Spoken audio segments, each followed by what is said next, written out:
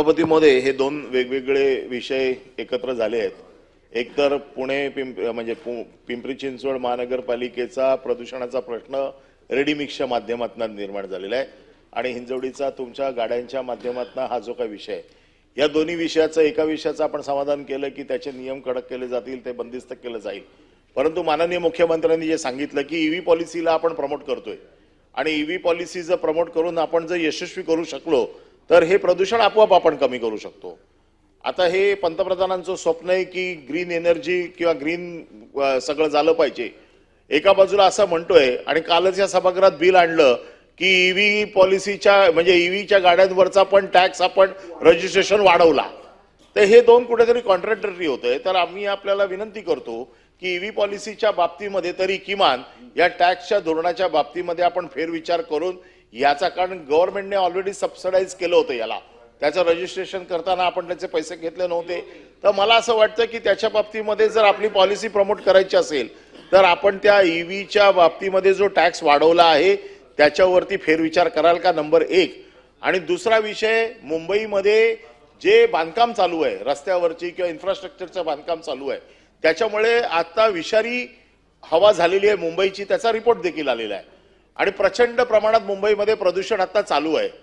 मुंबईमध्ये डीप क्लिनिंगची एक आता मागच्या मुख्यमंत्र्यांनी डीप क्लिनिंग सुरू केलं होतं, म्हणजे थोडक्यात रस्ते धुणं। तर ते रस्ते धुण्याचं काम परत होणार आहे का?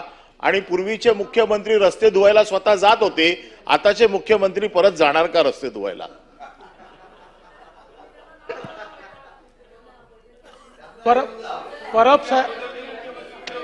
परब साहेबांनी मला रस्त्यावर आणायचं ठरवलेलं आहे तर मी नक्की त्याला तयार आहे। पण आपण जो पहिला मुद्दा मांडला तो अतिशय योग्य आहे। आपण असा विचार केला होता, आपल्या राज्यामध्ये आपण मागच्या काळामध्ये जाणीवपूर्वक ईव्हीवर कुठले टॅक्स लावला नाही आणि त्याची एक इकोसिस्टम आपण तयार केली।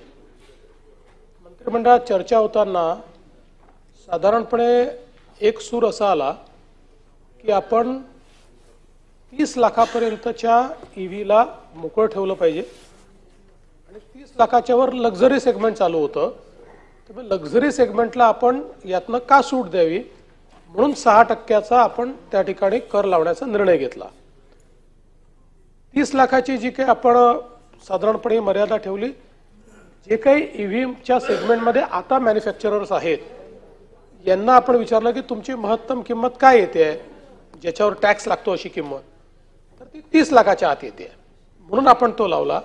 तथापि काल पुन्हा आम्ही सगळे बसलो होतो, सन्माननीय उपमुख्यमंत्री अजितदादा पवार, एकनाथराव शिंदे, मी आणि सगळे अधिकारी आम्ही बसलो होतो आणि आम्ही हा विचार केला की त्या सेगमेंटमध्ये तसंही फार काही आत्ता गाड्या नाही आहेत, टॅक्सही मिळणार नाही आहे, तर मग विनाकारण आपण डिसइन्सेंटिव्हाइज करतोय अशी भावना कशाला जावी, आणि म्हणून त्या संदर्भातली घोषणा कदाचित आज विधानसभेमध्ये अजितदादा करतील आणि ईव्हीवर हा जो काही टॅक्स आहे तो आम्ही लावणार नाही।